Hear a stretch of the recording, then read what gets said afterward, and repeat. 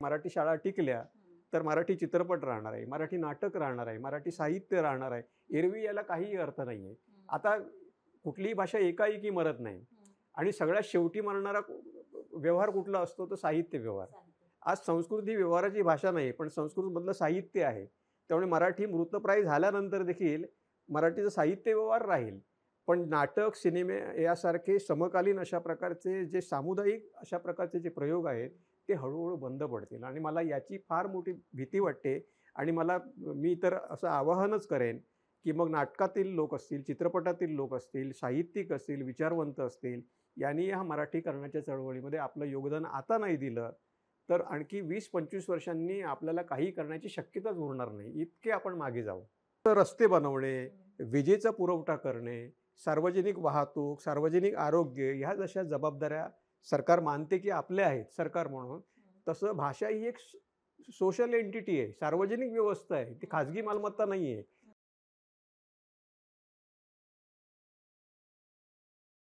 आपल्या सोबत आहेत डॉक्टर प्रकाश परब सर. प्रकाश परब सर हे मुंबईतल्या मुलुंडमधील वझे केळकर महाविद्यालयातील मराठी विभागाचे प्रमुख म्हणून निवृत्त झाले. सरांनी महाराष्ट्र शासनाच्या भाषा सल्लागार समितीमध्ये, शासन व्यवहार कोश समितीमध्ये, परिभाषा कोश समितीमध्ये अशा अनेक समित्यांमध्ये अत्यंत महत्त्वपूर्ण योगदान दिलंय.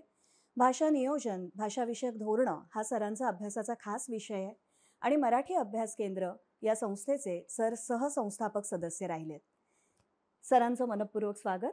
आपल्या आत्ताच्या चर्चेला सुरुवात करताना मला तुम्हा सगळ्यांची ही संकल्पना समजून घ्यायला आवडेल, जाणून घ्यायला आवडेल की भाषा म्हणजे तुमच्या मते नेमकं काय आणि भाषेचं, विशेषतः निज भाषेचं, जे आपल्या सगळ्यांच्या बाबतीत मराठी आहे, त्या निज भाषेचं आपल्या सगळ्यांच्या जगण्यामध्ये, वेगवेगळ्या व्यवहार क्षेत्रांमध्ये नेमकं स्थान काय असतं? काय इतकं महत्त्व आहे की या भाषेसाठी आपण लढतो आहोत?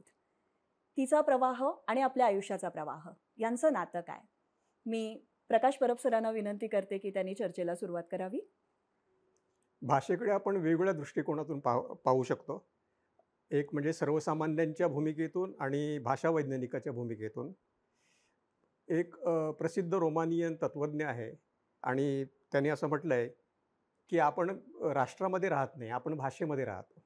भाषा हे निवासस्थान आहे आणि आपण राष्ट्राच्या बाहेर गेलो तरी भाषा आपल्याबरोबर असते. भाषा आपल्याला सोडत नाही, आपण भाषेला सोडू शकतो आणि एकच भाषा नव्हे तर अनेक भाषा घर म्हणून देखील आपण करू शकतो. भाषा ही माणसाची प्राथमिक आणि नैसर्गिक ओळख आहे आणि या ओळखीमुळेच माणसाचं व्यक्तिमत्व आणि समाजधारणा आणि समाजाची प्रगती होत असते. आता सर्वसामान्यांच्या दृष्टीने आपण उपयुक्ततेच्या दृष्टिकोनातून देखील पाहू शकतो. कारण सर्वसामान्य माणसाला असं वाटते की आपल्या अर्थार्जनासाठी, रोजगारासाठी, आपल्याला सामाजिक प्रतिष्ठा मिळण्यासाठी एक विशिष्ट भाषा आपल्याला हवी असते.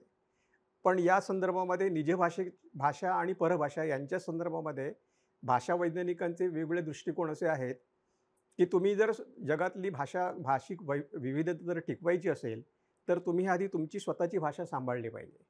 आणि कुठलीही एक व्यक्ती परभाषेतून एका मर्यादेपलीकडे प्रगती करू शकणार नाही.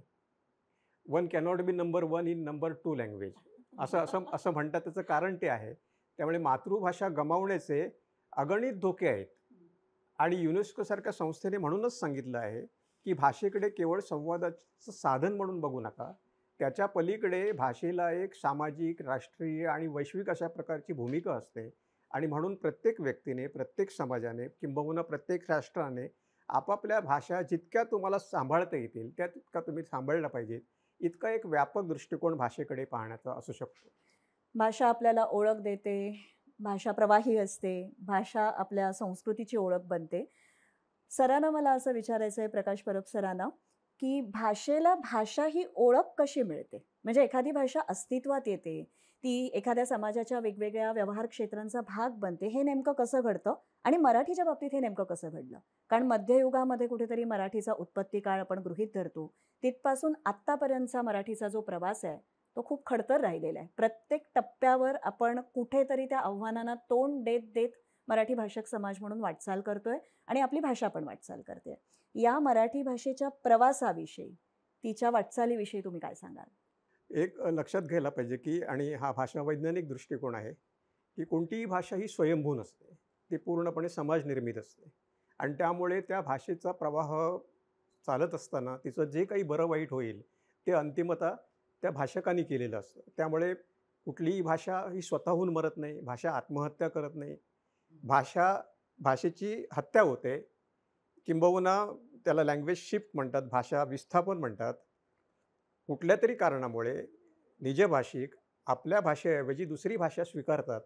अशा प्रकारची अनेक प्रकारची आक्रमणं, संक्रमणं ही मराठी भाषेवर गेल्या 1000-1500 वर्षांच्या काळामध्ये आलेली आहे. आपण आता मराठी भाषेच्या ज्ञात इतिहासाकडे आपण जर वळलो, तर साधारणपणे 1000-1200 वर्षांचा इतिहास आपल्याला वाङ्मयाच्या अंगाने सांगता येतो. आणि या भाषेवर परभाषेची म्हणजे मग अरबी असेल, फारसी असेल, मग नंतरच्या काळामध्ये इंग्रजी असेल, अनेक भाषांची अतिक्रमणं झाली होती आणि ती परतून लावण्यासाठी त्या वेळेला वेगवेगळ्या लोकांनी काम केलेलं आहे. आता म्हणजे फारसीचा प्रभाव इतका मराठी भाषेवर होता मध्ययुगीन काळामध्ये, तर छत्रपती शिवाजी महाराजांनी राज्यव्यवहार कोशही केला. नंतर अव्वल इंग्रजीच्या काळामध्ये आपल्याला मराठी गद्यांची जडणघडण होत असताना ख्रिस्ती मिशनरांनी मराठी भाषेमध्ये वाङ्मय, विरामचिन्ह, कोश या सगळ्यांची जी अभ्यास सामग्री निर्माण केलेली आहे, तर त्यामुळे सर्व धर्माच्या, सर्व जातीच्या लोकांचा सहभाग मराठीच्या एकूण वाटचालीमध्ये आहे, हे आपण लक्षात घ्यायला पाहिजे.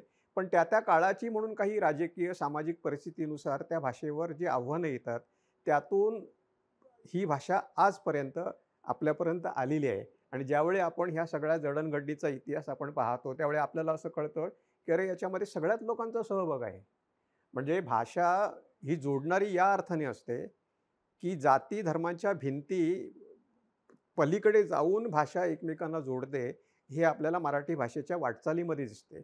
आपण अव्वल इंग्रजीच्या नंतरचा 19व्या शतकातील मराठीचा जर सगळा गद्य वाङ्मयाचा इतिहास पाहिला, तर त्याच्यामध्ये इतक्या लोकांचा सहभाग आहे आणि त्यामुळे आपली संपूर्ण वैचारिक, सामाजिक, सांस्कृतिक ही जी जडणघडण आहे, त्याचा इतिहास म्हणजेच आपल्या मराठी भाषेचा इतिहास आहे. म्हणजे भाषेचा इतिहास आणि संस्कृतीचा इतिहास हा एकाच वेळी समांतरपणे चाललेला आपल्याला दिसतो आणि मराठीमध्ये वेगळा हा एक मोठाच स्वतंत्रपणे विषय आहे. पण मराठीचा प्रवाह आपल्याला अत्यंत आणि अभिजात मराठीच्या संदर्भामध्ये आता तर गेल्या 2000हून अधिक वर्षांचा इतिहास तर आता शब्दबद्ध केलेला आहे त्या अहवालाच्या रूपाने. त्यातल्या काही बिंदुरेषा आपल्याला जोडाव्या लागतील. पण 11व्या-12व्या शतकापासून आपल्याला एक सलग अशी मराठीची वाङ्मयीन परंपरा दिसते, जी वर्धिष्णू परंपरा आहे आणि ती अतिशय अभिमानास्पद आहे. एकाच वेळेला वर्धिष्णू आणि मुमूर्षू असा हा जो मराठीला दोन्ही ध्रुवांमध्ये प्रवास करत राहिलेला लागलेला आहे. सरांनी म्हटलं तसं की इतका हा इतिहास आहे, पण भाषेची वाटचाल सर म्हणाले तसं की ती समाज संस्कृतीच्या सापेक्षतेने होत असते. मराठीच्या बाबतीत आपण जर विचार केला, ती ज्ञानव्यवहारातली भाषा राहायला जर हवी, तर उच्च शिक्षणामध्येही ते माध्यम म्हणूनही असायला हवं. आणि 2 मराठी या विषयाचं शिक्षण, कारण पुढचं मनुष्यबळ कसं तयार होणार. मग कोश असतील, सूची असतील, संदर्भ साधनं या सगळ्याच्या बाबतीत डॉक्टर प्रकाश परब यांच्यानंतर पुढचं काम कोण करणार आणि ते लोक कसे घडणार आणि ते घडूच नाहीत का? म्हणजे सरकारला नेमकं काय वाटतं? मग असं शिक्षण असूच नये, विचार करणारी माणसं असूच नयेत म्हणून हा सगळा भाग घडतोय का अज्ञान आहे? कोणत्या कारणांमुळे हा सगळा भाग घडतोय? उच्च शिक्षण व्यवहारातलं मराठीचं स्थान याबाबतीत तुम्ही काय सांगाल? उच्च शिक्षणाच्या कडे वळण्यापूर्वी मी जरा याच्या वैश्विक बाजूकडे जरा लक्ष, कारण आपल्या ह्या चर्चेमध्ये हा वैश्विक भाग आलाच नाही आहे, की साधारणपणे 7 ते 7,500 भाषा जगामध्ये आहेत आणि भाषा वैज्ञानिक असं सांगतात, की या शतकाच्या अखेरीला त्यातले 50 ते 60% भाषा नामशेष होतील. आताच जवळजवळ 96% भाषा ज्या आहेत, त्या 3% लोक बोलतात आणि 97% लोक या 4% भाषा बोलतात. म्हणजे इतक्या मोठ्या प्रमाणामध्ये भाषिक ध्रुवीकरण झालेलं आहे. आणि हे भाषिक ध्रुवीकरण का झालेलं आहे? तर जसं गावातून लोक शहराकडे येतात, शहरातून महानगराकडे येतात, महानगराकडून प्रगत देशांकडे जातात. या पद्धतीने मागासलेल्या भाषांकडून, म्हणजे ज्या मागासलेल्या भाषा म्हणजे शिक्षण व्यवहारात नसलेल्या भाषा आणि जवळजवळ आता सांगितल्याप्रमाणे जवळ 4%च भाषा अशा आहेत, की ज्या शिक्षण व्यवहाराच्या माध्यम भाषा आहेत. त्यातल्या 2-3% अशा भाषा असतील, की त्या उच्च शिक्षणाच्या माध्यम भाषा असतील. आता मराठीच्या संदर्भामध्ये आपण ज्यावेळी विचार करतो, तो तुकड्या-तुकड्याने विचार करून चालणार नाही. प्राथमिक शाळेमध्ये पालकांना हा विचार करावा लागतो, की आपली मुलं पुढे जाऊन काय करणार आहेत, करिअर. कारण भाषेकडे पाहण्याचा त्यांचा दृष्टिकोन आणि विशेषतः जो समाज अधिकाधिक पोटार्थी असतो, गरीब असतो, दारिद्र्यामध्ये खितपत पडलेला असतो, तो भाषेच्या विकासाचा विचार करत नाही. तो भाषेच्या विकासाच्या आधी आपला विकास कसा होईल आणि आपल्या विकासासाठी कोणती उपलब्ध भाषा फायद्याची आहे, याचा विचार करतो. आणि त्यामुळे भाषिक ध्रुवीकरणामागची मूळ कल्पनाच अशी आहे, की ज्यावेळी बहुभाषिक समाजामध्ये राजकीयदृष्ट्या, आर्थिकदृष्ट्या, सामाजिकदृष्ट्या प्रतिष्ठेची असलेली भाषा, जी भाषा असते, त्या भाषेकडे लोकांचा अधिकाधिक कल असतो. आणि आपल्याकडे वासाहतिक परंपरेने इंग्रजी ही भाषा ज्ञानविज्ञानाची, तंत्रज्ञानाची भाषा म्हणून आल्यामुळे आपण आपली भाषा विकसित करण्यासाठी जे कष्ट उपसायचे ते न उपसतात, आयती असलेली भाषा, जी अभ्यास सामग्रीसह उपलब्ध आहे आणि सगळ्या ज्ञान, विज्ञान, संकल्पना ज्या आहेत, परिभाषा आहे, ते सगळं असताना आपण आपली भाषा किती काळ आपण विकसित करत बसतो. कारण मी शब्दकोशाच्या, परिभाषा कोशाच्या याच्यामध्ये इतका गेल्या कित्येक वर्षामध्ये हा विचार केलेला आहे, की अरे जोपर्यंत उच्च शिक्षणाची माध्यम भाषा मराठी होत नाही, तोपर्यंत आपण एका 4 भिंतीमध्ये बसून ही जी परिभाषा तयार करतो आहोत, ती ह्या उच्च शिक्षणामध्ये कधी येणार आहे? म्हणजे एकतर उच्च शिक्षणामध्ये मराठी नाही म्हणून परिभाषा नाही आणि परिभाषा तयार नाही म्हणून ती उच्च शिक्षणामध्ये नाही. कधीतरी आपण हा विचार करायला पाहिजे, की समाज म्हणून, की जर समजा आपल्याला मराठी भाषेचा विकास करायचा असेल, तर ती कधीतरी उच्च शिक्षणामध्ये यायलाच पाहिजे. आणि मगाशी महात्मा गांधींचा उल्लेख दीपक सरांनी केला. देशी भाषांचे सगळे खंदे पुरस्कर्ते कोणती असतील, तर ते महात्मा गांधी आहेत. आणि त्यांनी हिंद स्वराजमध्ये असं म्हटलं आहे, की आपल्याकडचे सगळे विचारवंत, अभ्यासक, सुशिक्षित लोक हे जर केवळ इंग्रजीमधूनच आपले विचार आणि आपल्या कल्पना मांडणार असतील, तर देशी भाषांचा विकास होणारच नाही.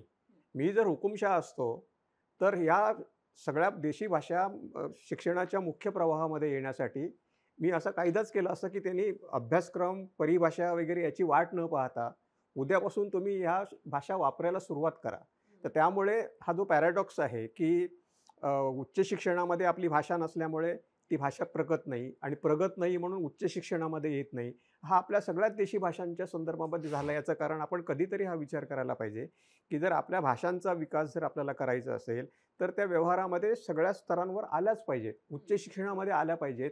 पण आपण काय केलं, की इंग्रजी ही वासाहतिक परंपरेने आपल्याला आयती मिळाली असल्यामुळे त्याची सगळी संदर्भ साधनं आपल्याकडे उपलब्ध आहेत.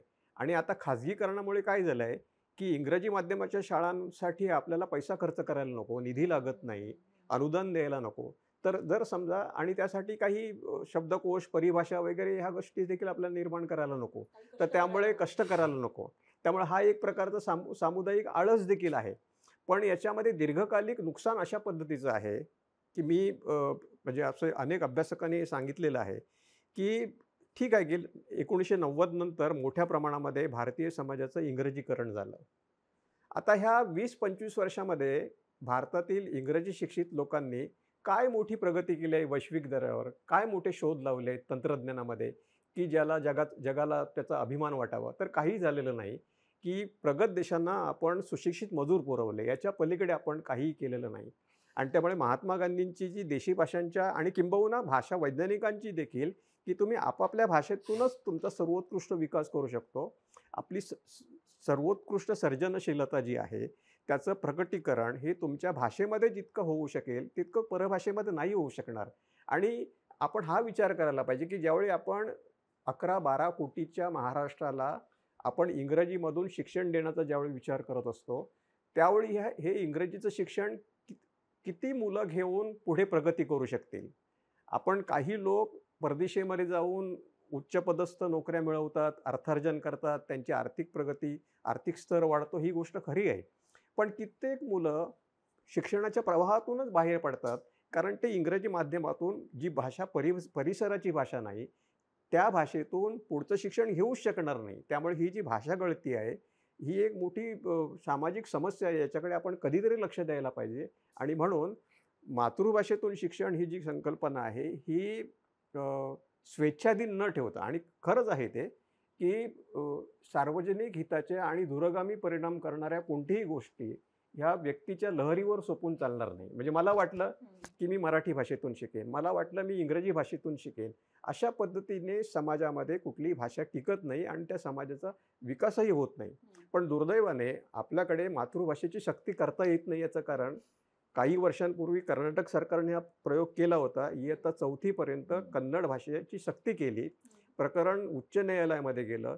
नंतर ते सर्वोच्च न्यायालयामध्ये दिलं आणि सर्वोच्च न्यायालयाला हा निर्णय द्यावा लागला. अर्थात तो विवाद्य होऊ शकेल की मातृभाषा कोणती हे मुलाचे पालक ठरवतील. म्हणजे आता आपल्याला नवीन शैक्षणिक धोरणामध्ये सुद्धा मातृभाषेची शिफारस त्यांनी इयत्ता 5वी पर्यंत केलेली आहे. पण ही शिफारस आहे, ही सक्ती नाही आहे. त्यामुळे मातृभाषेची आपण सक्ती करू शकत नाही. याचं कारण मातृभाषा कोणती म्हणजे मराठी, इंग्रजी, तमिळ की कोणती याचा निर्णय जर समजा पालक घेणार असतील तर कुठल्याही राज्य सरकारला भारताच्या संदर्भामध्ये आपल्याला ही सक्ती करता येणार नाही आणि ही गोष्ट एकूणच भारतीय भाषांच्या विकासामधला एक फार मोठा अडसर आहे आणि याचा कधीतरी आपल्याला राष्ट्रीय पातळीवर विचार करावा लागेल. जर समजा त्या प्रदेशाच्या भाषा ह्या जर माध्यम भाषा म्हणून व्हायच्या असतील आणि आता मगाशी तू विचारलं की उच्च शिक्षणाच्या भाषा व्हायला पाहिजेत. जर समजा प्राथमिक आणि माध्यमिक स्तरावर त्या भाषांची मोठ्या प्रमाणामध्ये गळती झाली, त्या भाषा अधिकाधिक वैकल्पिक झाल्या, तर उच्च शिक्षणामधला त्यांचा जो वाटा आहे किंवा सहभाग आहे किंवा त्यांचा जो अवकाश आहे ज्ञानात्मक, तो कमी कमी होत जाईल आणि नंतरच्या पिढ्यांना असं वाटेल की ही भाषा पुढे जाऊन आपल्याला शिकायचीच नाही आहे, तर आपण ती आतापासून का शिकावी. म्हणजे इंग्रजी माध्यमाच्या शाळांकडचा जो आता ओढा आहे तो आपला एक प्रकारचा म्हणजे सैद्धांतिक घोळ तर आहेच, पण धोरणात्मक घोळ देखील आहे की आपल्याला असं वाटतंय की इंग्रजी शिकल्यामुळे आपल्या महाराष्ट्राची खूप मोठ्या प्रमाणामध्ये प्रगती होईल. ती होणार नाही आहे प्रगती.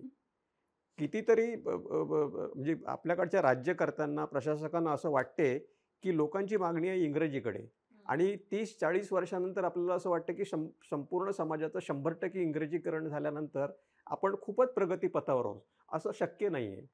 त्यामुळे आपल्याला मातृभाषा शिक्षण आपल्याला न सोडता प्राथमिक, माध्यमिक स्तरावर जितकं शक्य आहे तितकं मातृभाषेतून शिक्षण देणं, मुलांची सर्जनशीलता, कल्पनाशक्ती याला प्रोत्साहन देणं आणि त्यातून आणि एक गोष्ट तर आपल्याला सहजच दिसते आहे की 90च्या पूर्वीचे सगळे शिकलेले लोक, मातृभाषेतून शिकलेले लोक आणि त्यातून त्यांनी काही केलेलं जे सृजन आहे आणि आता गेल्या 10, 20, 30 वर्षामध्ये शिकलेली इंग्रजी पिढी जी आहे आणि त्यातून त्यांनी केलेली नवनिर्मिती याच्यामध्ये स्पष्टपणे आपल्याला दिसतं. मग वैचारिक पातळीवर दिसतंय, वाङ्मयाच्या पातळीवर दिसतंय, कलेच्या क्षेत्रातील दिसतं, सिद्धांतांच्या पातळीवर दिसतं की आता आपली भाषिक क्षमता मराठीची इतकी कमी कमी होत चाललेली आहे आणि हे कुठल्याही मरू घातलेल्या भाषेचंच लक्षण आहे.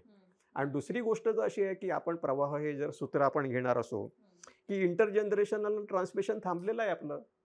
जर समजा प्राथमिक, माध्यमिक स्तरावर आपली भाषा जर पुढच्या पिढीपर्यंत तितक्या सक्षमतेने जाणार नसेल, तर माझं जे मराठी भाषेचं ज्ञान आहे, मी ज्या पद्धतीने मराठी भाषेत काही विचार करू शकतो, कल्पना निर्माण करू शकतो किंवा नवनिर्मिती करू शकतो, तितकी माझ्या मागची पिढी करणार नाही. त्यामुळे हा जो लँग्वेज लॉस आहे त्याच्यामधला, हा कमी कमी होतो आहे आणि सगळ्याच भारतीय भाषांचा आणि तो जो अवकाश आहे, तो अवकाश काय असा रिकामा राहत नाही, तो इंग्रजीने घेतला आहे. त्यामुळे आता आपली स्पर्धा जरी समजा आता हा हिंदीचा जरी प्रश्न असला, तरी देखील भारतीय भाषांची खरी स्पर्धा इंग्रजीने गिळंकृत केलेला अवकाश पुन्हा भारतीय भाषा परत कशा मिळवतील शिक्षणाच्या क्षेत्रामध्ये, हा खरा म्हणजे कळीचा प्रश्न त्यातला आहे. आपण हा अवकाश परत मिळवू शकतोय का? कारण एका बाजूला सरकारी ज्या संस्था आहेत म्हणजे राष्ट्रीय, राज्य स्तरावरच्या शासकीय, प्रशासकीय संस्था यांचा दृष्टिकोन या सगळ्याच्या बाबतीत एकतर अनास्था किंवा अज्ञान किंवा जबाबदारी झटकणं किंवा सर म्हणतात त्याप्रमाणे लोकांचीही मागणी, लोकांच्या सगळ्या मागण्या पूर्ण केल्या जाताना दिसतात का किंवा केल्या जाऊ शकतात का? पण हा त्यांचा एक दृष्टिकोन दिसतो. भाषेच्या बाबतीत आणि शिक्षणातल्या भाषेच्या बाबतीत सगळे जे पेच असतात, आता हे असे सगळे पेच सोडवण्यासाठी खरं तर भाषा नियोजन नावाची काही एक गोष्ट असते. समाज भाषा विज्ञानामधली ही खूप महत्त्वाची संकल्पना आहे आणि विकसित पाश्चात्य राष्ट्रांमध्ये आपण भाषा नियोजनाच्या बाबतीतले खूप महत्त्वाचे निर्णय किंवा धोरणं ते चित्र पाहत असतो. आपला हाच कदाचित पेच आहे का की म्हणजे भारतीय भाषांच्या बाबतीत, मराठीच्या बाबतीत भाषा नियोजनाच्या बाबतीत आपण कुठेतरी मागासलेले राहिलोय का? किंवा आपण ते करू इच्छित नाही का? किंवा सर म्हणाले तसं की त्या प्रकारचं वैचारिक नेतृत्व आहे का? भाषा नियोजन करण्यासाठी त्या स्तरावर त्या प्रकारची माणसंही हवीत. तुम्हाला काय वाटतं? भाषा नियोजन हे आता तू म्हणालीस ते बरोबर आहे, की समाज भाषा विज्ञानातील एक फार 1960च्या नंतर आलेली ही संकल्पना आहे. साधारणपणे 40, 50, 60च्या दशकांमध्ये जगातील अनेक राष्ट्रांना स्वातंत्र्य मिळालं आणि त्या भाषांची प्रगती, त्यांचा विकास शास्त्रीय पद्धतीने कसा करावा, याच्यासाठी आलेली ही भाषा नियोजन ही संकल्पना आहे. आता याच्यामागचं गृहीतक काय आहे, तर कोणतीही भाषा ही स्वयंभू नसते. कोणतीही भाषा स्वतःहून स्वतःची प्रगती करू शकत नाही. त्यामुळे भाषेचं जे काही बरं वाईट करायचं आहे, त्याच्यासाठी सामाजिक हस्तक्षेपाची आवश्यकता आहे. जसं आपल्याला आर्थिक प्रगती करायची असेल, तर आपल्याला आर्थिक नियोजन पाहिजे. मग ते पंचवार्षिक असेल, दशवार्षिक असेल किंवा कालिक असेल. तर त्या पद्धतीने भाषा ही अशी एक एंटिटी आहे, की तिच्यामध्ये शब्दसंग्रह आहे, तिच्यामध्ये वाक्यरचना आहे, तिला वेगवेगळ्या प्रकारची साधनसामग्री लागते. तिची भाषिक क्षमता समाजामध्ये वाढवण्यासाठी काही एक यंत्रणा लागतात आणि त्या सगळ्या गोष्टी कोणीतरी करायला पाहिजे. आणि कोणी करायला पाहिजे? तर लोकांनी करायचं म्हटलं तर ते सरकारनेच करायला पाहिजे. ज्यावेळी आपण असं म्हणतो, की मराठीचा विकास ही आपली सामाजिक किंवा सामुदायिक जबाबदारी आहे, त्यावेळी ती अंतिमतः सरकारची जबाबदारी आहे. कारण लोक स्वतंत्रपणे बैठका घेऊन काही आता आपण भाषा विकास करूया असं म्हणत नाही. तर त्यामुळे त्याचं नेतृत्व तरी सरकारने करायला पाहिजे. आणि म्हणून प्रगत देशांमध्ये काय झालेलं आहे, की सगळ्या हिब्रू, फ्रेंच, जर्मन वगैरे या सगळ्या भाषांमध्ये आपण पाहिलं, तर त्यांच्याकडे लँग्वेज डेव्हलपमेंट एजन्सीज आहेत, अकॅडमीज आहेत आणि त्या स्वायत्त आहेत पूर्णपणे आणि सरकारी फंडिंग आहे त्यांना. आणि हिब्रूसारख्या भाषेच्या विकासासाठी जी इस्रायलमध्ये संस्था आहे, तर त्यांना तर इतके अधिकार आहेत, की त्या अकॅडमीने एखादा निर्णय दिला तर तो सरकारवर देखील बंधनकारक आहे. आपल्याकडे तसं नाही, आपल्याकडे विपरीत आहे. म्हणजे भाषा सल्लागार समितीने काही निर्णय दिला तरी तो सरकारवर बंधनकारक नसतो. इतकंच कशाला, आता पहिलीपासून त्रिभाषाचा जी सक्ती आहे, त्याच्या संदर्भात सरकारने भाषा सल्लागार समितीला विचारलेलं देखील नाही. भाषा सल्लागार समितीने ठराव करून हा निर्णय अत्यंत चुकीचा आहे, अशैक्षणिक आहे, असा स्पष्ट निर्वाळा दिलेला असला तरी देखील सरकारने त्याच्याकडे लक्ष दिलेलं नाही. पण अशा प्रकारची एजन्सी असणं महाराष्ट्रामध्ये का आवश्यक आहे? तर याची कोणीतरी जबाबदारी घ्यायला पाहिजे. कारण भाषेच्या अनेक प्रकारच्या गरजा असतात. काही प्राथमिक शाळेमध्ये माध्यम भाषा म्हणून कोणती असावी? आता हा माध्यम भाषेचा निर्णय हा खरा तर सामाजिक निर्णय आहे. आपण तो व्यक्तिगत निर्णय ठेवला आणि ही फार मोठी चूक आहे. म्हणजे जर संपूर्ण समाजाला असं वाटत असेल, की या भाषेचा आपल्याला विकास करायचा आहे आणि त्या भाषेच्याद्वारे आपल्या समाजाचा देखील विकास करायचा. आपल्याकडे राज्य मराठी विकास संस्था आहे आणि त्या संस्थेचं घोषवाक्य काय आहे? मराठीचा विकास, महाराष्ट्राचा विकास. त्यांचं घोषवाक्य असं नाही आहे, की महाराष्ट्राचा विकास म्हणजे मराठीचा विकास. महाराष्ट्राचा विकास झाला तरी देखील मराठीचा विकास होईल याची काही खात्री नाही आहे. त्यामुळे आपल्याला जो विकास करायचा आहे तो मराठीचा विकास करायचा आहे आणि त्याच्यासाठी काहीतरी एक रोडमॅप असायला पाहिजे, त्याच्यासाठी एक धोरण असायला पाहिजे, कालबद्ध. कारण भाषेचे अनेक प्रकारचे व्यवहार आहेत. त्यातला शिक्षण हा सगळ्यात गाभ्याचा व्यवहार. कारण शिक्षणाच्या प्रगतीवर समाजाची प्रगती अवलंबून असते आणि शिक्षणाच्याच प्रगतीवर भाषेचीही प्रगती अवलंबून असते. आणि ज्या भाषा शिक्षणाच्या मुख्य प्रवाहामध्ये आहेत त्याच भाषा पुढे प्रगत होतात. आणि मग त्यासाठी तुम्हाला एक धोरण लागतं. ते धोरण ठरवण्यासाठी एक लँग्वेज प्लॅनिंग एजन्सी लागते आणि मग त्याचं टप्प्याटप्प्याने मग त्याच्यासाठी शब्दकोश लागतील, त्याच्यासाठी अभ्यासक्रम लागतील. तुमच्या राज्यामध्ये परभाषिक येतील तर त्यांना शिकवण्यासाठी द्वितीय भाषा म्हणून त्यांच्या अध्यापनाची व्यवस्था करण्यासाठी साधनसामग्री तयार करणे, अशा अनेक प्रकारची कामं लागतात. त्याचा फीडबॅक घ्यावा लागतो. तेव्हा हे एक शास्त्रीय आहे. जसं आपल्याकडे आपण आर्थिक क्षेत्रामध्ये आपण या पद्धतीचं नियोजन आपण करतो, पण भाषेच्या संदर्भामध्ये सरकारला असं वाटत नाही की भाषेचा विकास ही आपली जबाबदारी आहे. जसं रस्ते बनवणे, विजेचा पुरवठा करणे, सार्वजनिक वाहतूक, सार्वजनिक आरोग्य, ह्या जशा जबाबदाऱ्या सरकार मानते की आपल्या आहेत सरकार म्हणून, तसं भाषा ही एक सोशल एंटिटी आहे, सार्वजनिक व्यवस्था आहे, ती खाजगी मालमत्ता नाही आहे. उद्या मराठीचं शुद्धलेखन ठरवायचं असेल तर मी एक व्यक्ती नाही ठरवू शकत, ती संपूर्ण समाजाने करायला पाहिजे. आणि म्हणून ज्यावेळी महाराष्ट्र राज्याची स्थापना झाली त्यावेळी यशवंतराव चव्हाण पहिले मुख्यमंत्री होते. त्यावेळी त्यांच्या लक्षात आलं की अरे आपल्याकडे प्रदेशवार शुद्धलेखनाचे वेगवेगळे नियम आहेत. मुंबईमध्ये वेगळे, विदर्भामध्ये वेगळे, पुण्यामध्ये वेगळे. तर त्यांनी पहिल्यांदा काय केलं, तर दत्तू पोद्दारांना बोलावलं, ते साहित्य महामंडळाचे अध्यक्ष होते. तर त्यांना सांगितलं, हे काय आहे? आपल्याला पाठ्यपुस्तकं तयार करायची आहे आणि शिक्षणामध्ये प्रमाण भाषा पाहिजे. मग या प्रमाण भाषेच्या संदर्भात कोणी निर्णय घ्यायला पाहिजे? सरकारने निर्णय घ्यायला पाहिजे. आता सरकारने निर्णय घ्यायचा म्हणजे कोणी घ्यायचा? तर तज्ज्ञांनी निर्णय घ्यायचा. आणि म्हणून त्यांनी सांगितलं, की तुम्ही शुद्ध लेखनाचे नियम तयार करा. आणि मग 1961 साली ते मराठी नियम साहित्य आले आणि नंतर महामंडळाने. मग 72 साली त्याचा पुनर्विचार आला. त्यामुळे आपल्याकडे ही आपल्याकडच्या प्रशासकांमध्ये, राज्यकर्त्यांमध्ये ही धारणाच नाहीये. तर मराठी भाषेचा विकास याची प्राथमिक जबाबदारी ही सरकारची आहे आणि सरकारने याच्या संदर्भामध्ये पुढाकार घ्यायला पाहिजे. ही जाणीव नसल्यामुळे आमच्यासारख्या अभ्यास केंद्रासारख्या संस्थांना त्यासाठी पाठपुरावा करायला पाहिजे, की तुम्ही हे करायला पाहिजे, तुम्ही ते करायला पाहिजे. पण शासनाकडे अशा प्रकारची एजन्सी का नाही? आता राज्य मराठी विकास संस्था, अशोक केळकर, वसंत दावतर आणि अनेक लोकांनी त्याची घटना तयार केलेली आहे. त्याच्यामध्ये स्पष्टपणे असं म्हटलेलं आहे, की मराठी भाषेचा नियोजनबद्ध विकास करण्यासाठी ही संस्था आहे आणि ती स्वायत्त असली पाहिजे. पण आज त्या संस्थेचा वापर त्या कामासाठी केलाच जात नाही.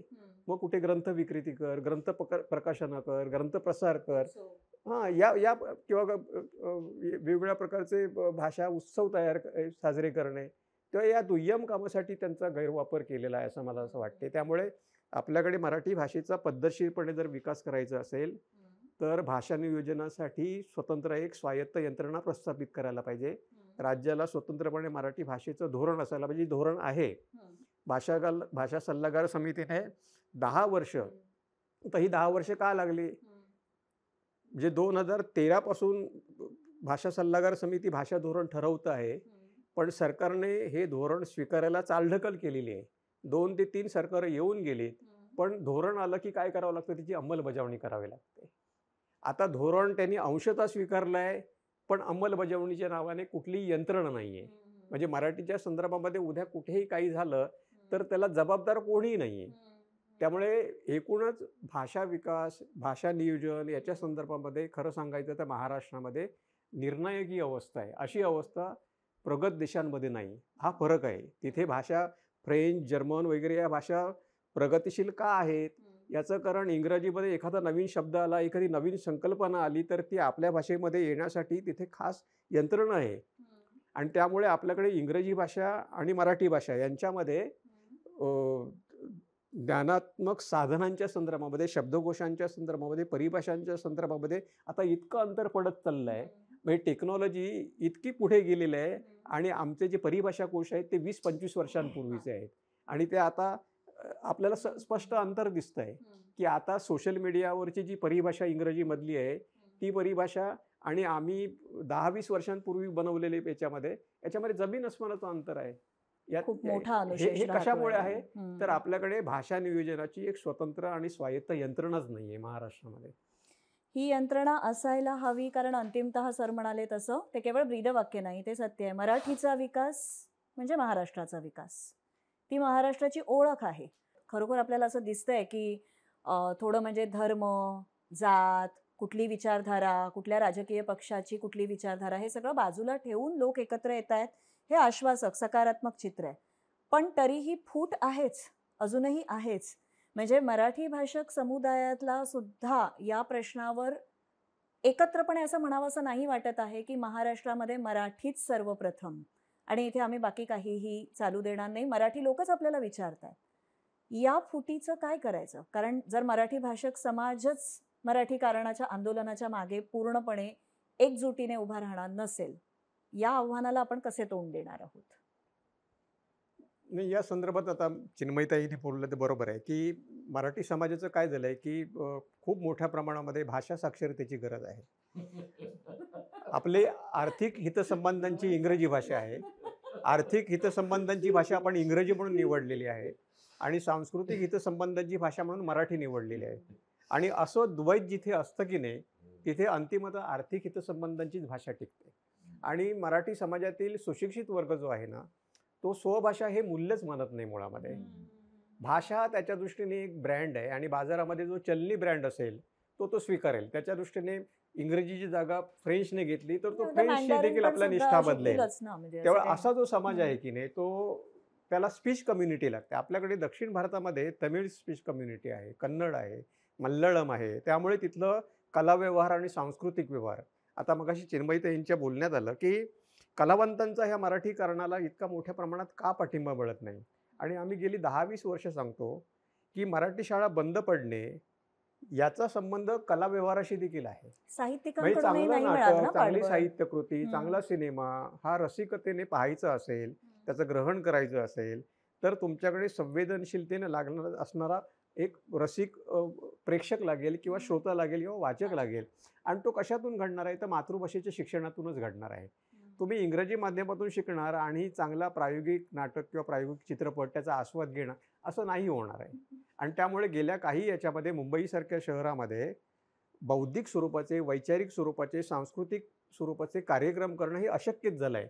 आपल्याला असं वाटतं की कॉस्मोपॉलिटन पण असं नाही होत, की बहुभाषिक समाजामध्ये देखील भाषावैज्ञानिक असं सांगतात, की अंतिमतः तो समाज हा एकभाषिक होण्याकडेच त्याचा कल असतो. त्यामुळे कायम वेगवेगळ्या भाषा गुण्यागोविंदाने एकाच भौगोलिक क्षेत्रामध्ये राहतात असं दीर्घकाळ होत नाही.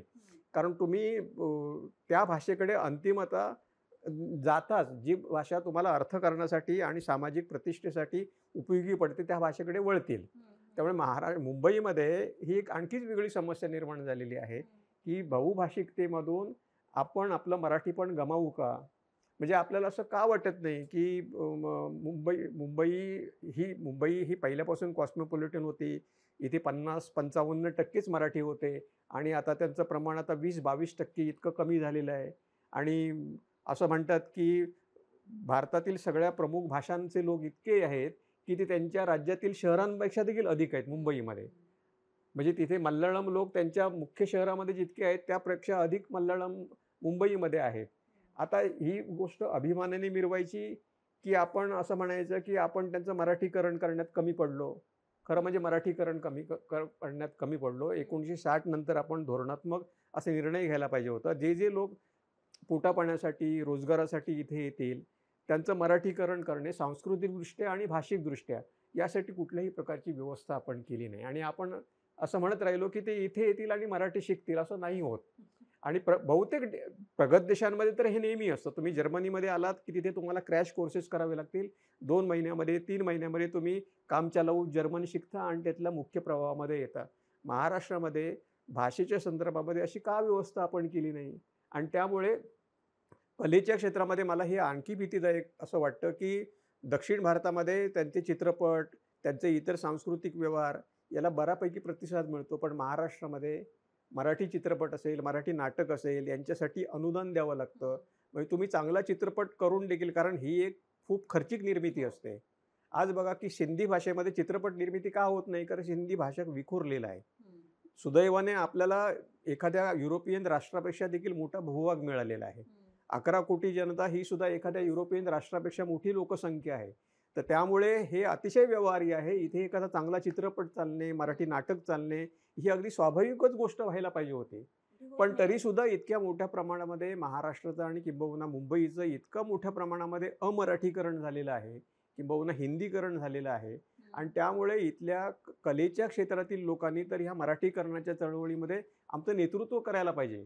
आपल्याला आठवत असेल, की माहिती तंत्रज्ञानाच्या ज्यावेळी आम्ही आंदोलन केलं 2002 मध्ये, तिथे मुंबईमधल्या आंदोलनामध्ये नाटक आणि चित्रपट सृष्टीतील बहुतेक सगळे कलावंत होते, की त्यांना माहिती होतं, की जर समजा मराठीसारख्या भाषेला जर समजा तंत्रज्ञानाचे पर्याय दिले, तर पुढच्या पिढीमध्ये मराठी चांगलं येणारे लोकच मिळणार नाही. आणि जो आमचा वाचक वर्ग आहे, जो आमचा प्रेक्षक वर्ग आहे, याच्याकडे आपण लक्ष द्यायला पाहिजे. म्हणून ही एक सगळ्या क्षेत्रातील लोकांची, विचारवंत असतील, साहित्यिक असतील, कलावंत असतील, त्यांना असं वाटलं पाहिजे, की मातृभाषेतील शिक्षण जर समजा राहिलं, उद्या मराठी शाळा टिकल्या, तर मराठी चित्रपट राहणार आहे, मराठी नाटक राहणार आहे, मराठी साहित्य राहणार आहे. एरवी याला काहीही अर्थ नाही आहे.